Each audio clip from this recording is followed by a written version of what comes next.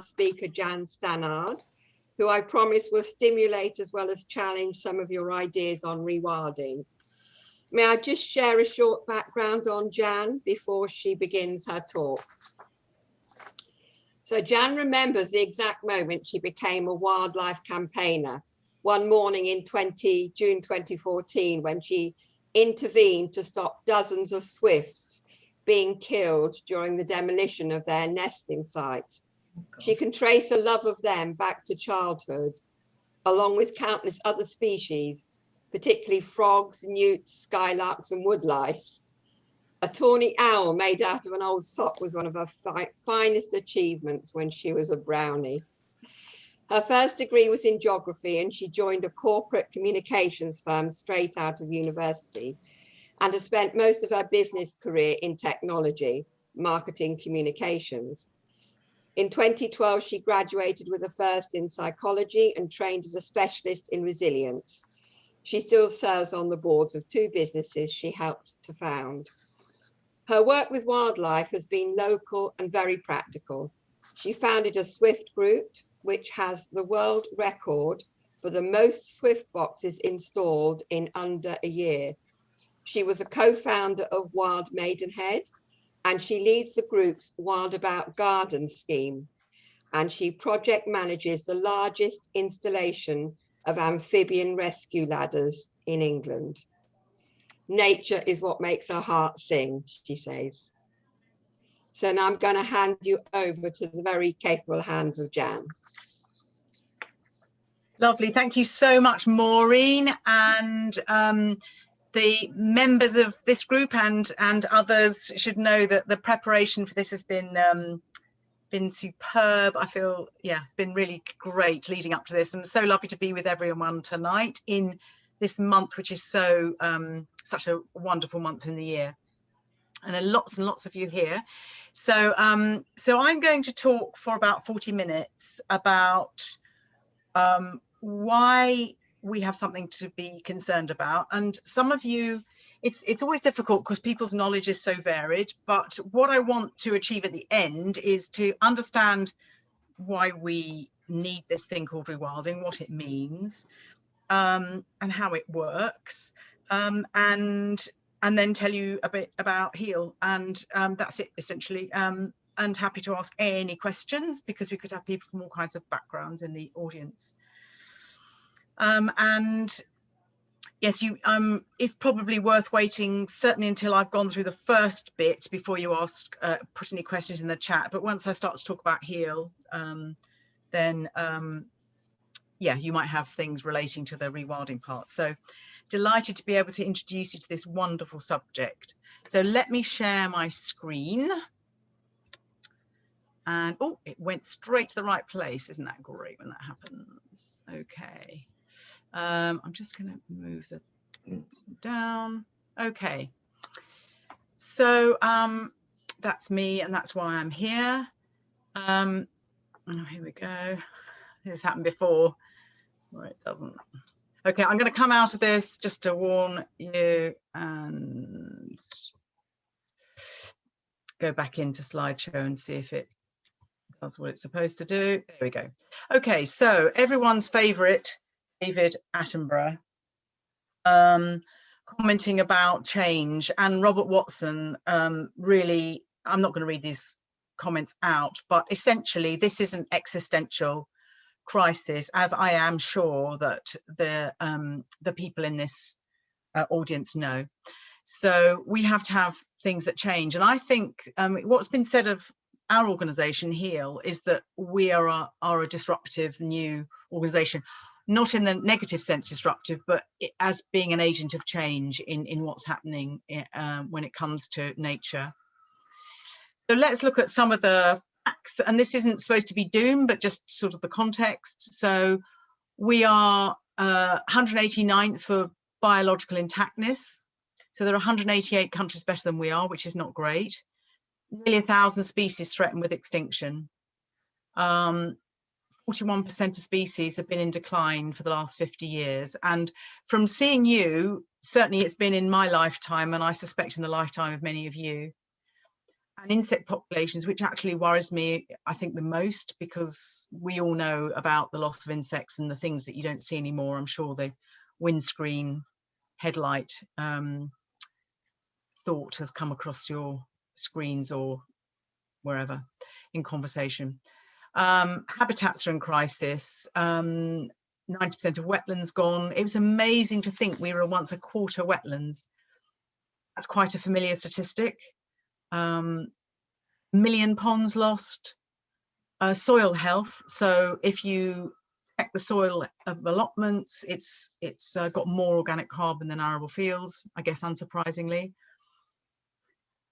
All those ancient woods gone, and woodland cover is low. I see different figures, but that's the one that I got. So that's not great. So now let's switch to climate, because rewilding, as I'll come on and tell you, also links to climate change action.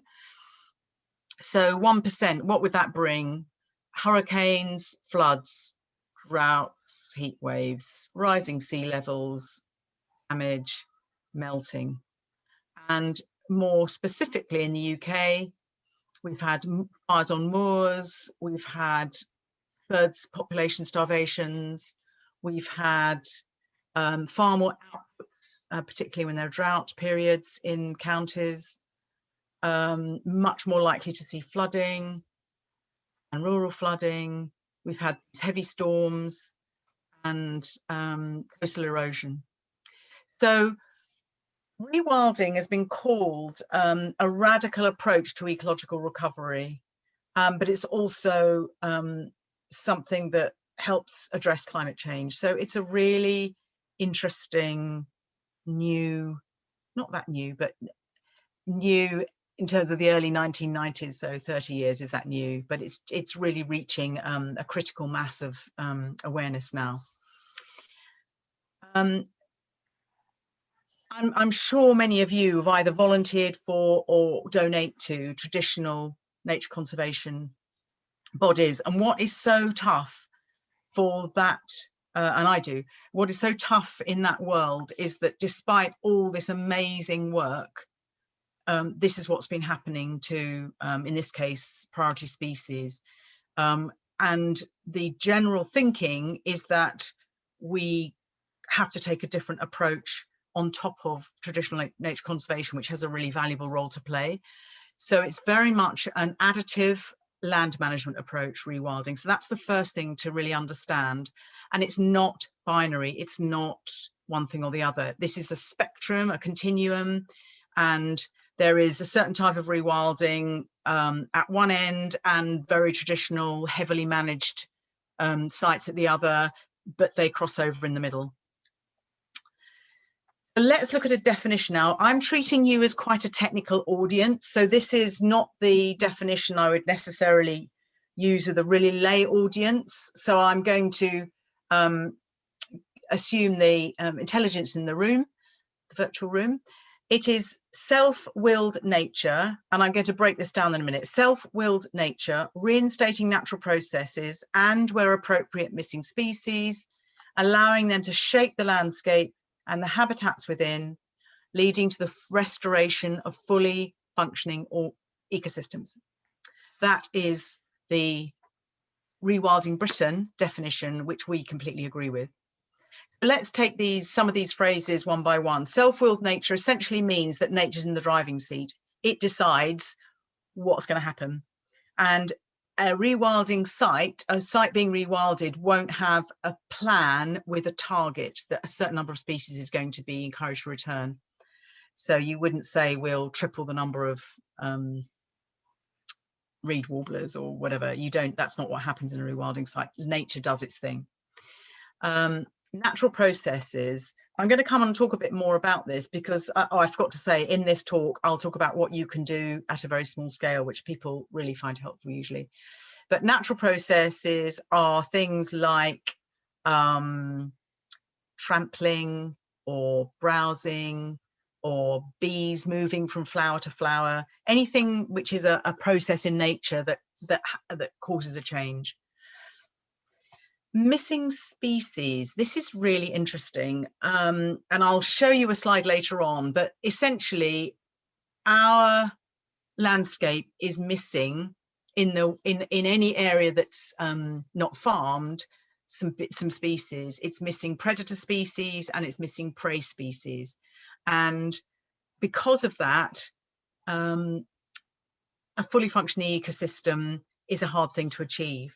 So one of the things that anyone who's looking at rewilding is trying to do is to work out what the gaps are, what the species gaps are, so that you can approach this fully functioning ecosystem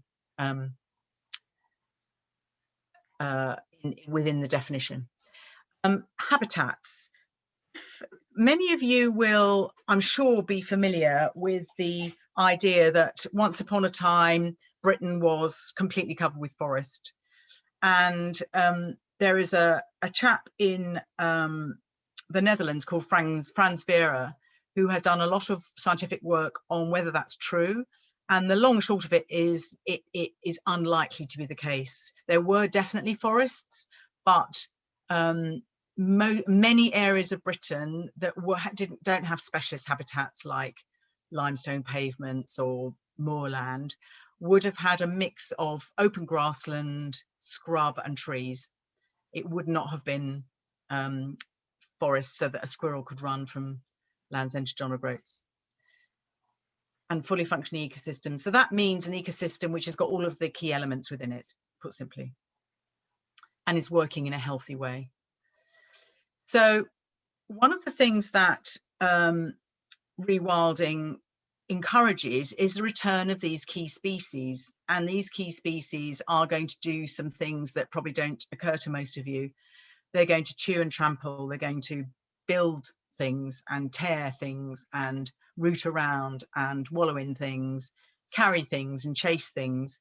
So these are all the behaviors that are missing unless these key species are present.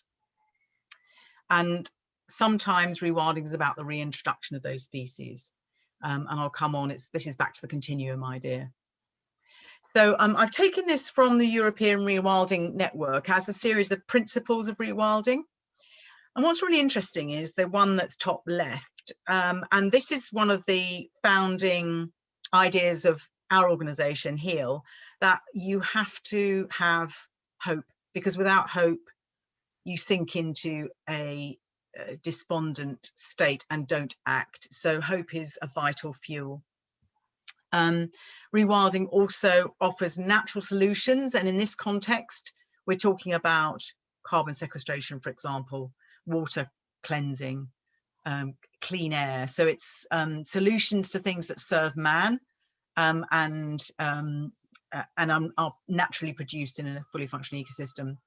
To think creatively in a rewilding setting. I confess I'm not quite sure what they mean by that, but essentially what it really means is being ready to be confronted with unexpected things happening in the setting. It's complementary to conservation, I've mentioned. You let nature lead, I've mentioned. Working at nature scale. So nature works best at large scale because of the presence of these prey and predator species. But as I'll come on and say, you can make adjustments to help nature work even at a smaller scale. People are key to it because they are a species, and we're in human landscapes that have been occupied for millennia, certainly 10,000 years since the last ice age. We've totally changed the environment around us, and that's obviously a key consideration. Nature-based economies, people love to go and see a white-tailed eagle or beavers, or yeah, I mean, there are a number of different species that people love to come and see. There are 2 examples, and I've got some more in the presentation. Acting in context means that you can't decide to introduce a beaver if you've got a place that's going to flood. So it's all about the context of where any land might be that's being rewilded. Working together is about, for example, working with the local wildlife trust or working with the local wildlife group. So it's really important to collaborate and obviously to share knowledge. There are a lot of principles there, but it does show that people are really thinking about how, how these things can be developed in quite a holistic way. So one of the places that many of you may have heard of or been to is a rewilding site in Sussex called KNEPP, K-N-E-P-P. In the early 2000s, it's a 3,500 acre estate owned in a family for a long time, and the family decided they would simply stop farming. And put simply, they've had the most extraordinary resurgence of species. So this is relatively recent data. They have different surveys done at different times, but they've got this extraordinary set of bird species. I think more turtle doves than anywhere else in the country. Loads of nightingales, huge numbers of species of butterfly, including this extraordinary population of purple emperors. A lesser whitethroat, for example, and blackcaps, you know, big population, almost all the bats, peregrines, lesser spotted woodpeckers breeding. The soil organic carbon has doubled. They've got it's many more than 600, but that's how many they've recorded, and they've doubled their bank vole population. And I haven't even started on the flora or the plant species. And all they did was stop. So essentially, well, it's not all they did. What they essentially did as humans was stop, but they did do other things, which I'll come on to in a minute. And I'm sure that many of you have read this book. So after George Monbiot's book Feral, which came out about 7 years ago, this is the book which worldwide, particularly, but also obviously in this country, has done the most to help people to understand what it means to put nature in the driving seat. Isabella Tree is the wife of Charlie Burrell, who owns KNEPP. If you haven't read it, it's magical. It's absolutely the most inspiring book. And if you love nature and you read it and you haven't heard a cuckoo or you haven't ever heard a turtle dove. So when I went to KNEPP and heard a turtle dove, I had tears rolling down my face because it was the first time I'm 63, in my entire life I'd ever heard one. So it's an absolutely amazing book. So that's the evidence. There's only one site, but there's a lot more evidence, but that's some evidence for this resurgence when you rewild a site. And there are different ways of doing it, and I'll come on to that in a minute. But it's, as I said, it's not just biodiversity, it's also climate change. There are 4 ways in which rewilding land helps combat climate change. First is that it heals the ground. So as ecosystems become less stressed because perhaps chemicals aren't being used on the land anymore, or the soil carbon's going up because there are animals on the land with dung going into the land, essentially the plants become more resilient. And if they're more resilient, they're better able to adapt. This isn't wholesale, but it's certainly true of many species. Things grow. That's the thing most people understand, and as they grow they capture more carbon and it goes down into the soil. Rewilding protects existing soils, carbon stores in soil from being released if the land was to be used in another way. So if it was to be used for ploughing or excavated building for building development, you get soil carbon being released, and that protects it. And then it also prevents large-scale emissions of greenhouse gases, which would be produced if the land was being used for intensive agriculture, perhaps intensive livestock, or use of chemicals on the land, which do add GHGs into the environment. So they're the 4 ways. So that's also really positive. So let's come on and look at the landscapes and creatures of rewilding and this concept called shifting baseline syndrome. So I hope you haven't all heard of this, but I will refresh your memories if you have. So when look at that, that's the countryside I think of when I think of I'm not sure where this is, but it's beautiful. I think it's beautiful to look at, but what I now know is this is very depleted. There will be very little there in terms of wildlife because of the way that the land is managed. But for most people, the wildlife they see is the wildlife they feel is the baseline. So you get this issue, which is every generation things change and they believe that's the way it was. And obviously, if you go back a long time, it would be very different. But one of the things that rewilding does not do is try and return things to a baseline, because which one would you pick? So there is a really important philosophy of not going back to a baseline. So that's the lovely countryside. So what happens if you start rewilding somewhere? Well, there is a big change. So in this slide, you can see in the front fields that scrub has started to fill in. And then here it's become more pronounced and the hedges are growing out. And that's eventually what happened. So these were arable fields, and it's about 15 years of growth, just over 15, 16 years of growth at NEP. And that is extraordinary. That's, most people don't see that kind of countryside when they go out for walks. So that's something that people have to get used to. And they have to get used to this kind of change if something's going to be rewilded. There's a 5-year change from a field, same spot picture. I mean, it's quite dramatic. You get dramatic change if it's arable, an arable start. So there's another view. So the best rewilding pictures are from NEP. So that's where what people tend to use. But there are now dozens of people doing rewilding. If they're private estates, they tend not to have so many images, but you can really see that beautiful, look at that colouring, sort of purple. And then there's a drone shot. So it's showing how wetlands have filled out and how trees are beginning to move in. So these are some words that we need to learn to love when you think about the way a landscape looks, because I'm sure if you've been doing work on verges, for example, the idea of the tidy verge is something that you know, we know is not good for pollinators. So we need to embrace some of these words when we're thinking about the way that healthy landscapes look. I love the word frowsy. That's definitely my favourite.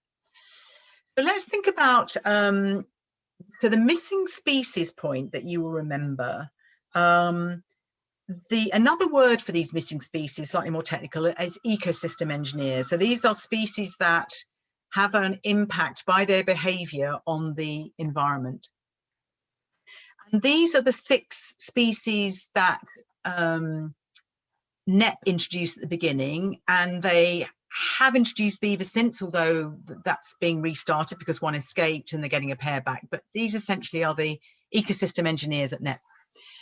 So we're talking about animals that browse, graze and rootle, or do both. Fallow arguably aren't native because they were introduced, I think, 13th century, but they're treated as native by many places. But each of these animals has a different action, which is important in the landscape. And you look at those 6, and then you look at this picture. This is obviously made up, but it is this extraordinary depiction of what was around where you're sitting. So the Thames Valley definitely had straight-tusked elephants, hippopotamuses, huge buffalo, monkeys, wild boar, obviously. Anyway, it was a rich landscape, and they found remains under Trafalgar Square, which indicate that these animals were everywhere. So, you know, lots and lots of big prey and predator species. So here are some cattle in the middle of a rewilding landscape, affecting it particularly with their dung. Ponies, these are, oh, by the way, these are out all year round. Exmoor ponies, same thing, out all year round. Here are some Tamworth pigs, which are an old breed, which are also out all year round. They give birth outside. I've seen their litters this year. And this is the most extraordinary picture. This is Charlie Borrell at NEP sent me this, actually. It's showing 2 Tamworth pigs. And can you see they've just dug up this middle way? And the reason is that where they dug up is an ancient trackway, and either side is improved grassland. And the pigs know that there's nothing worth having in the improved fields. They know where the good things are to eat. So they're indicating where the healthy soil is. And I find that absolutely amazing. And there's a beautiful red deer, a roe, and the fallow. And then beavers are also called as keystone species because they have such a dramatic effect. And we haven't got time to go into beavers, but they, the government announced yesterday that they are creating a task force to look at accelerating the return of beavers. There were millions of beavers once in this country, and they were exterminated in the, I think the last ones were about the 18th century, but bringing back beavers will have quite significant positive effects, but also some negative effects. So it's a species that has to be reintroduced quite carefully. Storks have just been reintroduced at Knepp. If any of you have been to Europe, I'm sure you'll have seen storks nesting. In Kent, they have introduced bison. This is the dream of a couple of rewilding sites to introduce Dalmatian pelicans, which were once here. And the lynx, which is a lynx, I guess, has been photographed in Europe, but with a collar. But the lynx is a predator that would probably be feasible and acceptable by most communities in certain settings. So the thing that's missing from our landscape is top predators. So once upon a time, we would have had lions, we'd have had bears, things that would kill large prey species.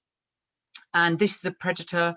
The predator that most people think of is this one, but I don't see wolves coming back, possibly in remote areas of Scotland, but that's not on the agenda at the moment. We're certainly not talking about wolves, but they are a top predator. So if you haven't got wolves or lynx or any other predators, then we are the top predator species. So we have to fill in that natural process. And I'm sure we'll get into that in the questions, but that's something that has to be considered when you're looking at these prey species like cattle and pigs and ponies. The one species I haven't mentioned are sheep, because they are Mesopotamian essentially and have been in this country for hundreds and hundreds of years, but their action on the landscape is not, they chew right down, any grasses right down, and they also compact the landscape because they've got very small feet. So sheep are not generally used in rewilding settings. Sometimes goats are used. And what sheep do is create landscapes like this, which generally speaking are not biodiverse because they eat any small trees that might appear. So these tend to be very biodiversity poor landscapes. And sheep farming communities are uncomfortable about rewilding because they feel that it threatens their livelihood. And I won't get into the detail, but we accept that not all communities welcome nature recovery, but we're not talking about it being everywhere. It's going to be in a certain amount of the land in this country, combined with conservation. So let's look at where you can rewild, because what a lot of people think is, well, these rewilding ideas are great, but can I rewild my garden? And you'll still see urban rewilding. And the answer is, it's that scale question. So this graph, which I'll leave on screen for a minute or so, is showing you intensity of management on the left and the size of the area across the bottom.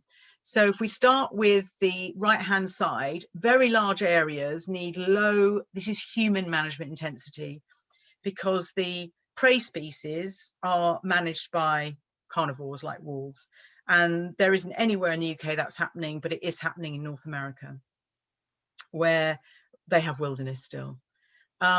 If you go one left, that is what we're seeing in many places now in the UK, where there are full-time herbivores and omnivores, pigs, in the land, which are doing the job of keeping natural processes dynamic, creating dynamic habitats.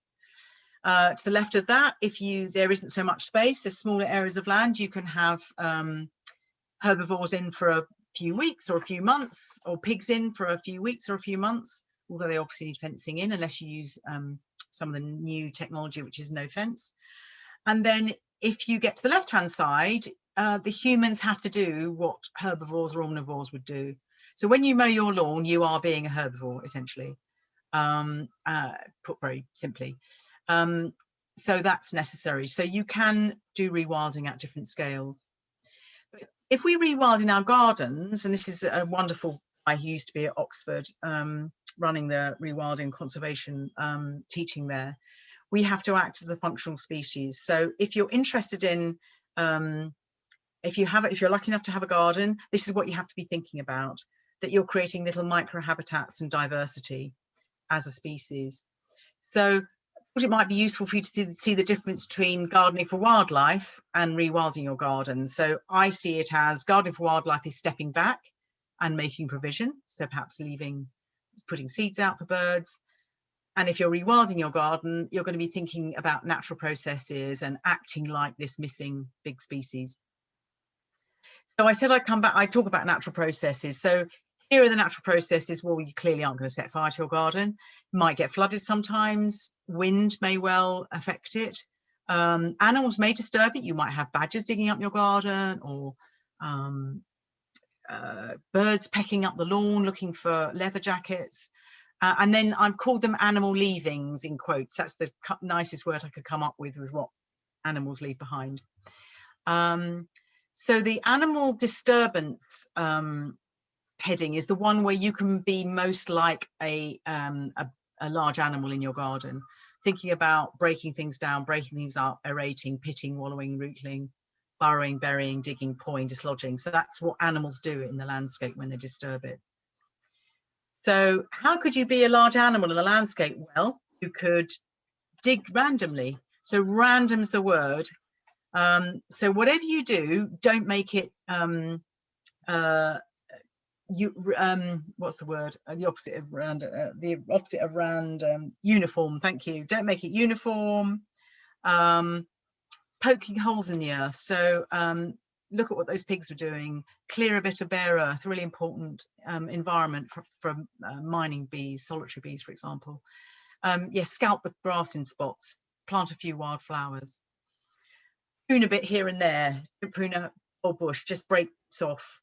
Crush bits, miss bits of tidying up, and lie down, have a picnic in your garden, flatten some tall plants, let plants live after the end of the season as they would in nature. So that is the sort of being a large animal. And this is fascinating, actually.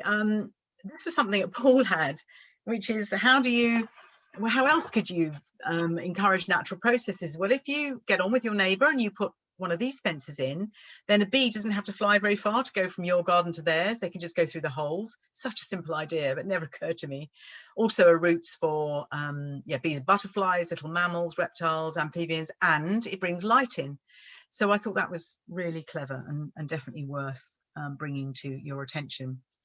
And the natural processes, things like flows of air that would happen in nature, allowing movement of animals, which I've just spoken about, thinking about areas of warm, cool, damp and dry, and having messy chaos. So that is rewilding, what it is, how it works. I mean, there are loads of questions coming out of this that I haven't been able to cover. And then showing how the presence of large animals can be replicated at small scale to some degree. And I'm sure we'll cover other topics in the questions. So that's that. So let me now introduce you to Heal. As I said, I'm 63. I got to the point at which I was able to stop paid work, and I thought I want to spend the rest of my life trying to make up for what's been happening. And I knew about rewilding. I'd been aware of it for several years. I then started a big research study into it, brought others in, and decided that there was a room, a niche that was unfilled for a charity that was dedicated to being a rewilding landowner. So not campaigning, but just aiming to have land. Set up in response to the need to have recovering nature, climate change action, but importantly well-being, to give people the benefit of being in wilder places. So that's our mission: raise money, buy land and rewild it. And we launched a year ago, and we're a registered charity in England and Wales. So we are not active. We are active in England. We're not active in Scotland or Northern Ireland, and at the moment not active in Wales. There's a lot to do just in England. But our vision is a landscape scale, which for us means around 500 acres, which is big enough to have herds all year round, and also to make some of it wildlife only, apart from scientists and our volunteers and staff, and the other half publicly accessible. And each of these, so in every county, so we want 48 sites. That would be 25,000 acres, 10,000 hectares, and each site will do the things I've been talking about, but most importantly be financially self-sufficient. And the people behind HEAL have got business backgrounds, which is very unusual. We've got lots of experts who are ecologists and conservationists and species experts, marketing experts, financial experts, but being financially viable is really, really key, because government money is not quite in the supply it once was, for all the reasons we know. So we're different because we'll talk about, I mean, there are some wonderful ideas being talked about, but unless you own the land, you can't control what happens on it. So by owning it, we can control it. And we're not just doing nature conservation, it is a rewilding strategy that is not just, which also includes well-being. And I mentioned the natural processes, no fixed plan, and we want wherever we can to connect to other areas where nature's being supported. So that's our mission. First site in the south of England, south and southwest of England, before or by 2022, though it depends what comes up for sale. Second site in the north, we didn't want to be southeast. And I mentioned about the size. And our main criteria is being in or near a nature area, and to have ecologically depleted land with buildings, because the business model really works with buildings. So you can have ecotourism. And thinking back to Franz Vera, who I mentioned earlier, the NEP predict that their sites are going to, well, they say they are now, 20 years later, about 30% grassland, 30% scrub, which is hawthorn, bramble, blackthorn, buckthorn, wild rose, those sorts of habitats, plants that are between grass and other plants and trees, and obviously saplings as well. And then 30% woodland and about 10% bare land, wetland, other land. So that gives you some idea of what one could expect. And these are not specialist environments. So we're talking about standard land, not moorland or specialist chalkland or even wetlands, because those are specialist areas that often need conservation work rather than rewilding work.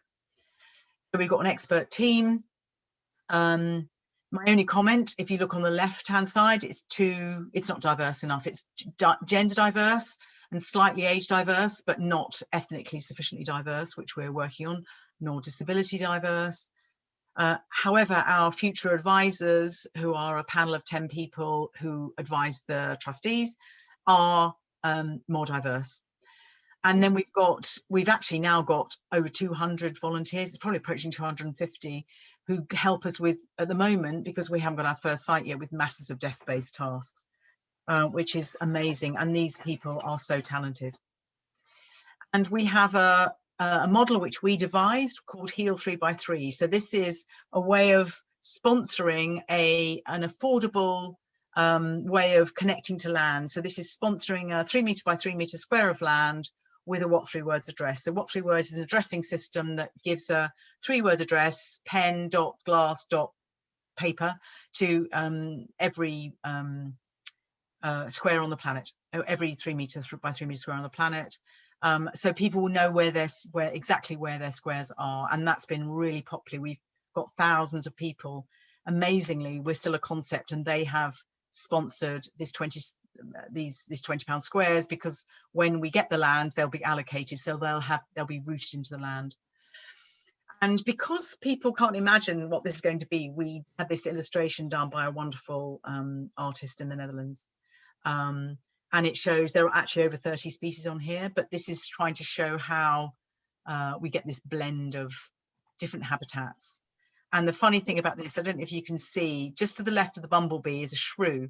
And when he sent back the first draft, the shrew was dead.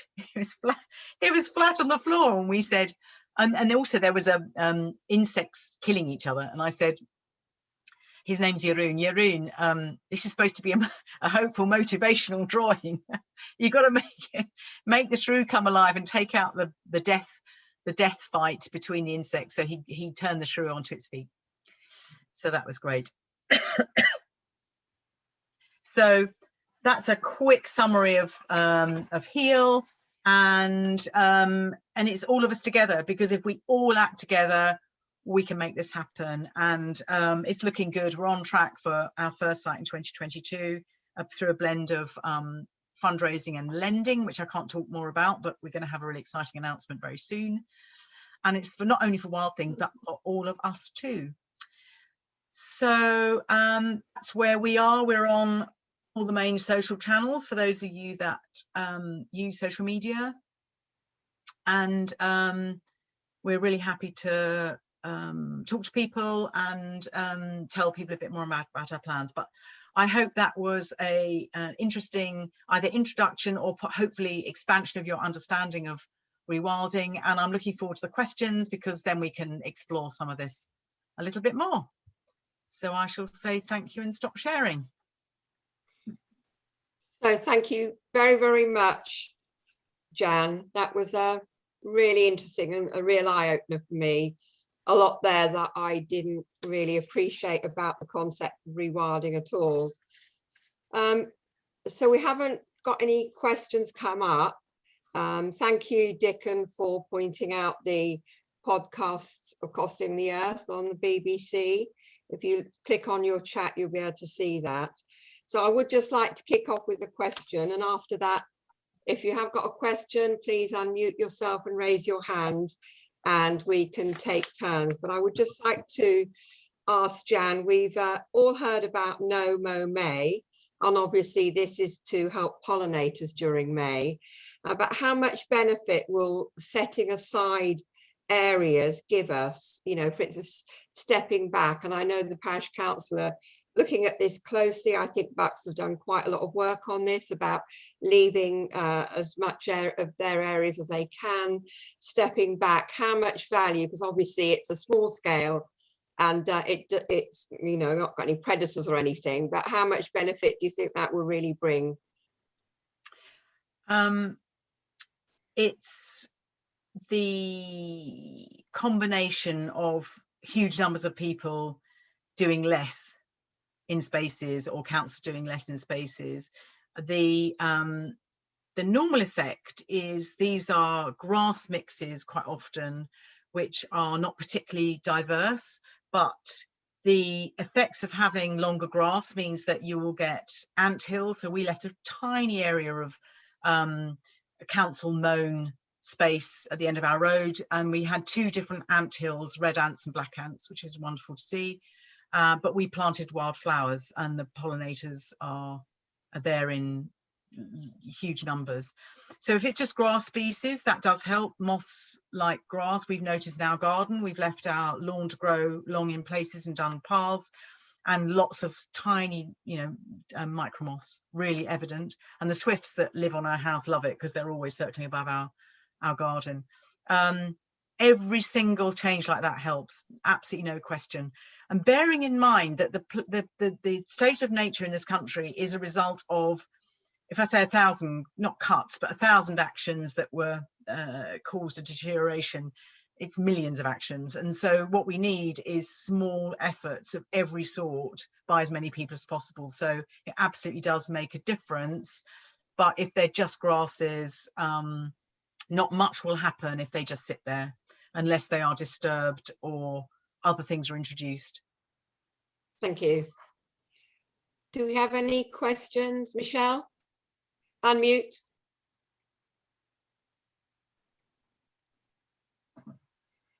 Hi, very interesting, Jan, and quite inspiring. It would appear, though, that animals are a very important part of rewilding from your talk. How will the more move to plant-based eating affect rewilding?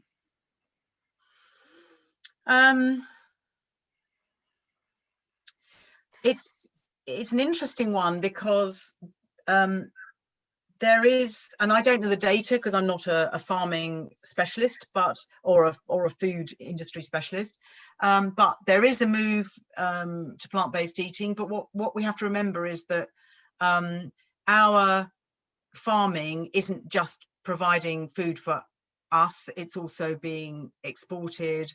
So if other countries aren't moving to plant-based diets necessarily, it won't necessarily have the changes that you think. But rewild, I mean, the government's goal is 30% of the land by 2030, and it will mean that the less productive areas are where the nature recovery is happening. And if fewer animals are produced for food, then the most significant change will be that the areas that are that grow crops for the animals to eat won't be so needed. And this is a complex topic, but which I'm not an expert in, but I think the fact that it takes about 39 plant calories to produce 1 meat calorie is the sort of thing that is worth thinking about. And people will always eat meat. I don't now. I stopped about 4 years ago, for planetary health and personal health primarily. Ethics is in there somewhere too. And that's the other thing to say, actually, that I didn't cover this, that Heal is, we're not going to have a meat business. So we're going to be quite innovative in looking at ways that we can use animals on the land without assuming that they're there for the human food chain. So there are various things that we can do. Single sex herds is one that changes their behaviors. So that's not perfect, but that's an option. Providing animals to other rewilding sites, and starting off with very small herds that grow. And then if we do need to, or we may need to sell on animals, or we may, they may go into a wildlife, wildlife hospital or wildlife sanctuary sort of places. But there's no right answer. And as the top predator, that's something we have to look at. But many of our supporters are young, and they are either vegetarian or vegan. So that's something that we've got to look at really carefully. But yes, I think there will be changes in the structural changes in the food production system. But if there are any farmers in the audience, then they might want to add to it. But yes, it will certainly change, and I think possibly relatively quickly. Thank you. Before we go to Jeanette, Kath Campbell asks, what is the 30% of land that the government is aiming for by 2030? They want 30% of land to be, and it'll be all types of land across the piece. A lot of it will be in the uplands. But if you look, in fact, the lead on this is coming from government, from the wildlife trusts, Natural England, looking at nature recovery networks. So there are people more knowledgeable than I am about land use who are looking at these. And our aim is to acquire sites that are within these networks, but you have to buy what comes up for sale. So it really does depend. Is that 30% for rewilding you're talking about? No, 30% for nature, let's call it. Okay, yeah. So Jeanette had a question. If you have got a question, because there's 2 screens here, if you just put who you are in the chat box, I can pick up on that, because I think I've missed a few hands, but we'll do Jeanette first. First of all, Jan, just a quick comment that I'm not a vegetarian, although I had a lovely cashew nut curry today, and I don't eat very much meat. But I think it's important, to get movements like this to grow, you have to be, you've got to have the meat eaters, and for instance, in the Archers, they've got their rewilding project, and at the same time they're trying to work with farmers, who sell livestock, and it's their living. But the question I was going to ask is do they welcome visitors to Net, for instance? Can people go and have a look? Do they have a like a welcome centre? Oh yes, no, it's crisscrossed with footpaths. Anyone can go, but you can't. There are safaris, which are where you're taken around by tour guides, which are very special, and you're taken off road, so to speak. NEP's issue is that it's so popular because people are desperate to see what nature and abundance is like. And when I went last year, after the first lockdown before the second, and the storks were nesting and breeding for the first time, they had 2 nests last year, they've got 7 this year, stork nests. The field they were in was literally alive. You could not walk for field crickets. I don't know if it was both field crickets and bush crickets, but the ground was heaving, seething with crickets. It was biblical.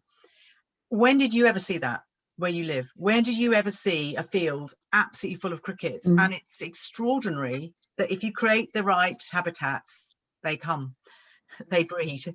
And but yeah, NEP is really worth a visit. You may not, but I do recommend you read the book before you go, because you have to sort of know what's there, even if you don't see it. And this is the best time of year to go. Where is it, Jan? It's close to I think Horsham, Crawley. It's near an A road. It's very close to Gatwick Airport. It's about an hour and a half from here.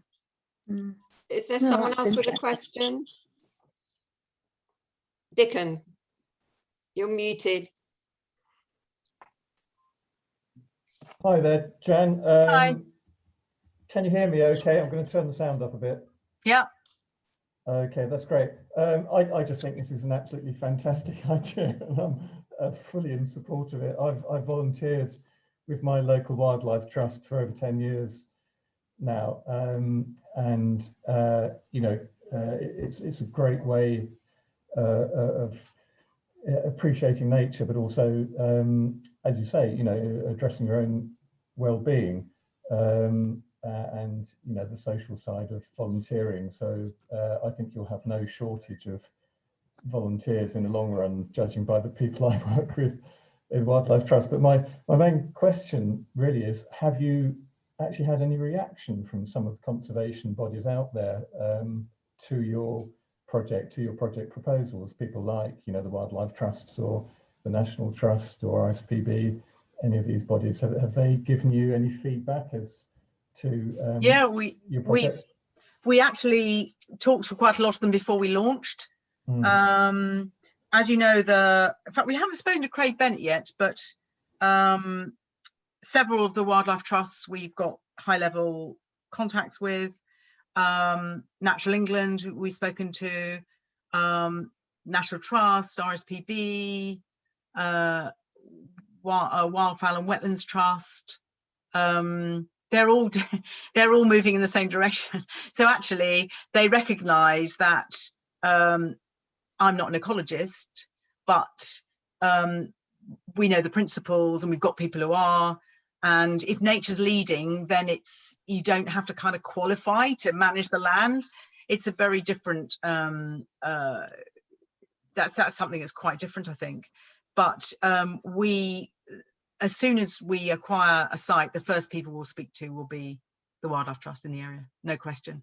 And we know the Beebout. I've known a number of people at the Beebout, which I think is your trust, over the years with Wild Maidenhead.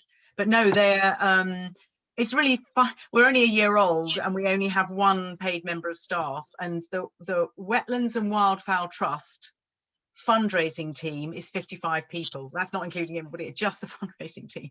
So we are a David in the land of Goliath, but we have been swamped with interest because what we're doing is very distinctive, very practical, and very easy for people to understand, essentially. And we will get the experts in, but no, we will encourage really good relationships with all those big conservation organizations, and they're doing brilliant work, you know, they are, but they're also looking at this kind of work too. Thank you, Jan. There's a question from Kath Campbell. I met Jan on a deep adaptation workshop. How has this influenced your rewilding work, Jan? Yeah, that was the weeping weekend. Yes, that was a fantastic weekend where we looked at climate grief and adapting. I think the main one of the other differences, in fact, it's not in this presentation, but I want to say it though, is that we are not just a science organization, we are an arts and emotion organization. So we have poetry links on our site. We want to look at the arts and emotions when it comes to engaging people, and it's a deeply emotional experience, which nature is for me, hence the crying with the turtle doves, hearing the turtle doves. And I think so I can't trace a direct connection. I just know that the work we do can't just be about how many species of grass are there. It has to be about taking people out in the dark to be still and sit and listen to an owl hooting and feeling that you are a species, not a dominant force, and that we're part of nature. So that's how I would see it. Thank you. Any more questions? Peter? Peter, you're muted.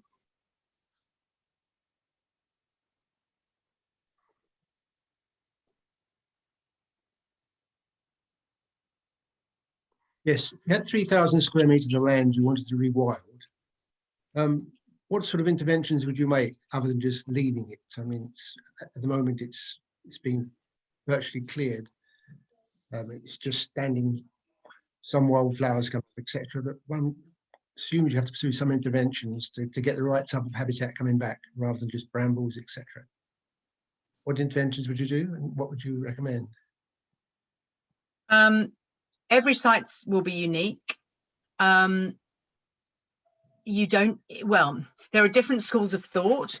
So one category of intervention is pond reinstatement, because so many ponds have been lost, filled in, for example.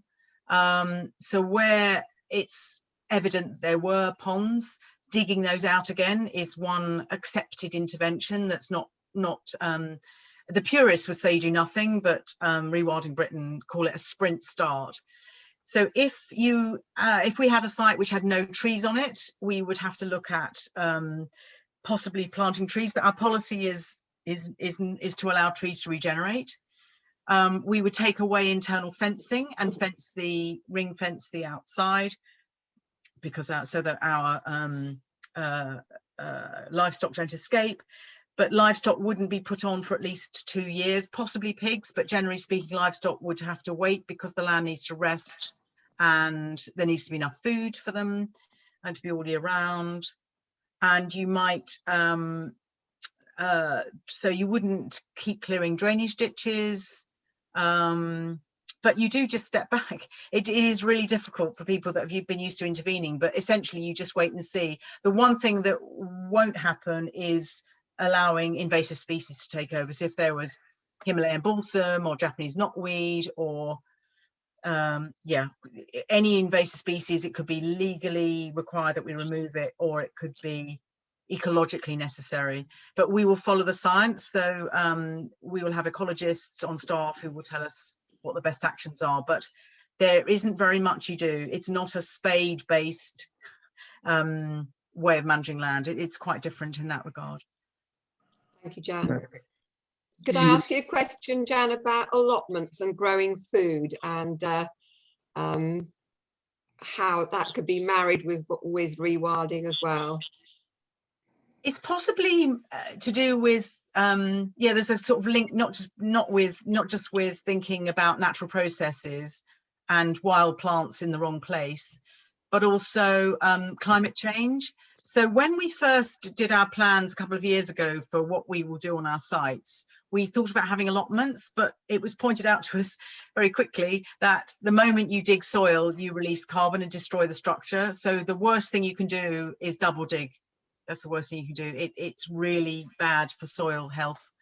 So we actually have decided to have a blend of a forest garden, which will supply the cafe and involve local people, and some no-till spaces.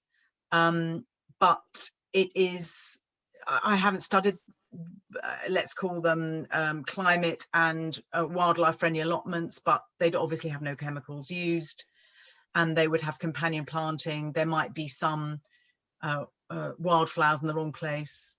But if any of you have been to Waltham Place, they've got, they sort of have that approach, but they do still dig. So no digging seems really odd to anyone that runs an allotment, but it definitely helps with soil structure if you don't. Thank you. Next question, Christine. You're muted. Yeah. I was interested in what you said about your own garden, things you could do in your garden, which were, you know, totally alien things really to do in a garden. Have you had experience of anybody who's done that? And if so, what does their garden look like? Because, you know, it's what is a garden for? And some of the pleasure it gives you is sort of non-wild plants as well as the wild plants. And, you know, there's quite a lot of intervention to get things to grow in a garden. It's a matter of your personal philosophy. My 8-month-old grandson, who's sleeping in the next room, if he doesn't have a lawn that he can run around on a kick a ball, then his enjoyment of life will. So it's literally, everyone will have a different view, but it absolutely does not help to use chemicals in the environment, which I'm sure most of you will realise. But it is a matter of perspective. I absolutely love to see these micromoths coming out of that long grass. It's just amazing. And we've had so many more insects in our garden since we let it go a lot. I mean, it's not tidy, but it's not terrible, but it's just so much less work, I have to say. Yeah. And you know, the plants are beautiful. I mean, I think wildflowers are beautiful, but yeah, it's very different from serried ranks of non-native species. I mean, we've got long grass and wild bits, but you know, to dig randomly and sculpt the grass and, you know, don't prune but just sort of break bits off, it's all so strange. It is, yeah. I just wondered what it would end up looking like. But then we don't tend to dig in the garden anyway. But it's, so if the aesthetic is your primary driver, that's different from if something else is your primary driver. So it's really a matter of, this is where you get this shift in your head. So I used to go out to the countryside and think, oh, it's beautiful, but and now I go out and I see absence. Yeah. And it's the switch in your head. So I'm absolutely, you know, if you want a neat and tidy garden, that's a personal preference. No, but that doesn't. No, sorry, not you personally. If people want neatness, they are sacrificing something for that, and that's their choice, and it's freedom of choice. But having messy areas you never touch, which are literally piles of wood, and those really, really help. Yeah. We have so many bees in our garden. I see many, many more in our garden than other places, because there are so many places for wildlife to hide. Yeah, I agree with all that, and that's pretty much what we've been doing. But some of the things you said were, you know, much further than that, weren't they? Much more extreme. Yeah. But I don't know if you would really. I mean, we've started to scalp areas of our garden. But we put wildflowers in. But in the bare areas, we've now got evidence of the odd bee going in because they like bare earth. We've got anthills in some of the bare areas. When you prune, you know, well, my husband still does it, but, you know, he prunes stuff back evenly, but I would do it a bit more randomly. Just the idea is being random, and I'm telling you about somebody else's ideas. They're Paul Jepson's ideas, and they are quite radical, but they're also quite fun. and I'm sure there'll be people who try it. Yeah. So I'm part way there, I would say. Thank you. I mean, there may be some lessons for allotments societies to learn from this, I think, to, you know, to encourage the pollinators a bit more. So have we got any more questions, please?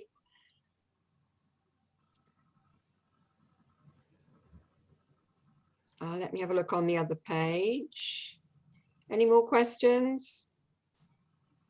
I was going to ask you about the changes that the farming industry need to make. And I know there's going to be a lot more support, Jan, from the government in reforesting and all sorts of other projects with hedgerows, etc.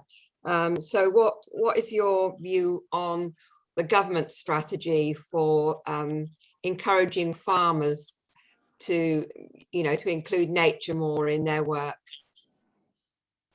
I'm really supportive of it. I think that the farming industry is, at the moment, the plans are insufficiently rich in detail. The pilots and so on are still going on with a new environmental land management scheme. The removal of basic payments, which is happening over the next few years, is going to be significant.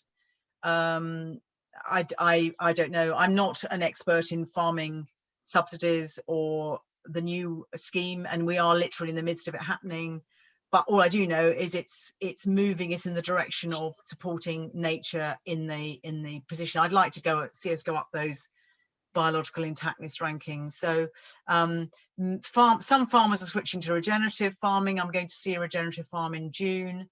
If any of you have watched films like Kiss the Ground, really, or The Biggest Little Farm, really interesting, looking at alternative ways of getting good yields with much lower inputs by doing, essentially it's farming in the way that it was done in the 30s, 40s, 20s, where you get fallow periods, mixed farms with animals. So I suspect it will change quite a lot, but being paid for public goods is a huge shift, which the farming community will take some time to become accustomed to, and many of them are older, and I think it's going to be quite a period of change. Yes, yeah. Thank you. So any more questions before we round off? Can you see any, Ruth? Yeah, there's an interesting one from Rod and Liz, asking if there's a mindset conflict that needs addressing, because we're encouraging households are encouraged to declutter, and rewilding is more messy and cluttered. different domains, but yeah, that's interesting. Yes, have your mess outside, not in, but certainly not abandoned bedsteads. Yes, but certainly mindset change is so key, and I think for a lot of people that's what's happened. They suddenly look out and see life differently, and the moment that you have joy in a buff-tailed bumblebee or a hoverfly or a, you know, the nature is so amazing, and we have to get our connection back, because the number of people who live in urban areas is going up all the time, and you have to love nature and be in it to love, you know, you have to be in nature and feel connected to it to care for it, and that's a very, very important thing we're losing. And in some places rewilding is about rewilding ourselves. We don't talk about that, but it's about reconnecting and having that wild feeling of being part of nature, and indigenous knowing. And I think we're such a long way from that in this country. It's quite a difficult concept, but yeah, some people do that really well, even here. Thank you. I've got two questions you could perhaps answer in one go. One is, do we just go on the website if we want to buy a 3x3 plot? And another one is, do you know where the first site is, or will that come later? Yeah, so you don't buy the plot because you never own it. That would be too complex. We couldn't have tens and tens of thousands of owners, but you are sponsoring it. So it's in your name, but we own it. So you're enabling us to buy it. And then after you enable us to buy that plot, there is a £3 a year upkeep amount, which we ask people to pay to help us with running the site and insurance and veterinary fees and so on. And there is on our navigation on our website, healrewilding.org.uk, there is a Heal 3x3. If you go there, you can sponsor as many squares as you like, and you can buy them as a gift, which is very popular.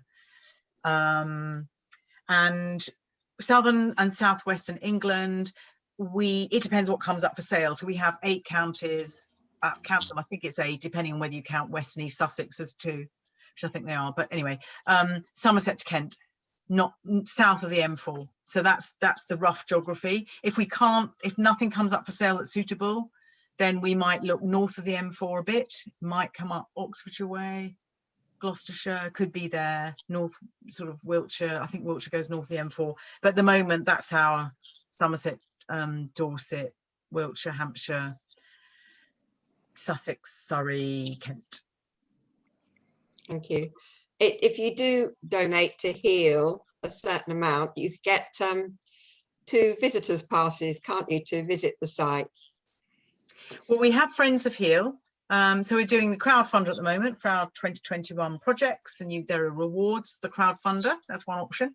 If you become a friend of Heal, our sites are free to access, but we will request donations. But if you're a friend of Heal, we will treat you as having donated. So that's how that works. Yeah, and do think about being a friend of Heal, because it really helps us, because it supports our core work. Cass says farmers aged 60 plus, 70 plus are being offered redundancy. Is that part of the government's attempt to bring in new blood and ideas, a greener, fairer, healthier future? I don't know what the government's motive is for that, but I think they recognise that people who farm the same way their whole lives, long lives, may find it harder to adjust to some of the new ways. And the average age of a farmer, I think, is 57 or 59. So they're looking at the payments at the moment. But again, I'm not a farming expert, but I do know that I think it's to move things on a bit. But what I don't want to see is the countryside taken over by intensive livestock agribusinesses. That I think that would be catastrophic. So I'm really hoping we don't end up with consequences that we regret. Thank you. Any more questions? I think we've probably come to the end of the questions. We've lots of thank yous on the chat box. So I think we'll now bring it to a close. Michelle, Ruth, are you okay with that? Yeah, and to say it's been really, really interesting, Jan, fantastic, and great that we've got some books to look up. And somebody mentions watching the film Kiss the Ground, and she's really recommending that. Sorry, there's something else just popped up in the chat. The Herdy Shepherd, I think. There's a farmer. James Rebanks. Yeah. I haven't read his book actually, but he's very well regarded and he's very sympathetic. There is also a network called Nature Friendly Farming Network. So farmers who are really trying their best, but they still do use inputs, so they're not organic. Yeah. So, and it's given us some ideas for ourselves, lots of food for thought, that's for sure. And I've got lots of ideas now. I've got an allotment and part of a community garden, so it's given me some really practical idea as well. So yeah, and hopefully some of us will be inspired to look up to visit the Knepp estate as well. It sounds like a wonderful I'd like to do that. Yeah, which gives us an idea really of what the countryside should look like or could look like if more was rewilded. Absolutely. Yeah, so thank you so much everybody for joining us. We've had a lot of people, over 30, well, about 30 people, so it's been great. And thank you, Jan, for a wonderful presentation. If anyone here is not on the Friends of the Earth mailing list and would like to go on it to hear about any more events like this that we put on, just email Chinnor, Thame, FOE@gmail.com. Perhaps Ruth could put that in the chat box for us. And yeah, thank you all for coming, and enjoy the rest of your evening and enjoy No Mow May. Thank you for listening, everyone. Thank you. It's a pleasure. Thank you. Thanks for asking me. Bye.